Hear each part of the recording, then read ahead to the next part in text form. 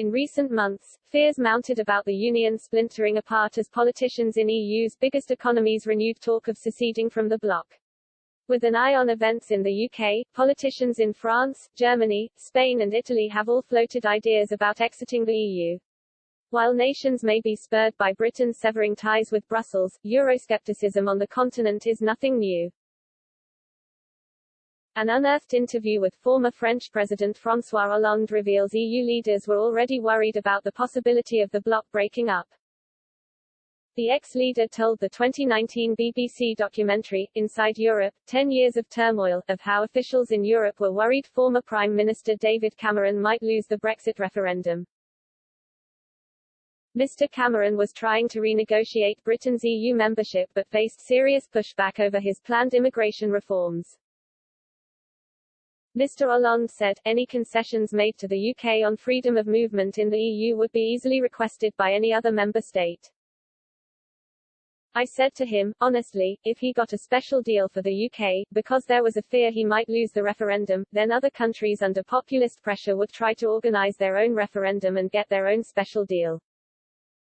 The 2016 public vote, in which Britain decided to leave the EU, was seen as a gamble on the part of Mr. Cameron as he faced mounting anti-EU pressure from within his ruling Conservative Party. The Prime Minister had promised to hold an in-out vote on Britain's membership of the bloc during his successful re-election campaign. Ahead of the referendum, he had tried to secure concessions from Brussels in a bid to demonstrate the benefits of EU membership. One such proposal had been for a so-called emergency brake, curbing EU migrant access to benefits in Britain. Mr. Hollande added, I told him nothing obliged him to hold the referendum when he did. This would not be the first time that a commitment made at an election had not been kept afterwards. But he wanted to show he could negotiate successfully with Europeans. Since officially leaving the EU last year, Britain's journey has been closely watched by political figures in the bloc's current member states.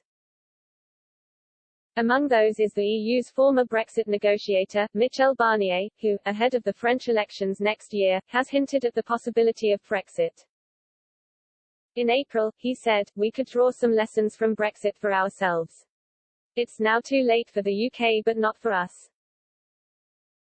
The Italian public also shows interest in exiting the EU, according to a poll commissioned by Euronews.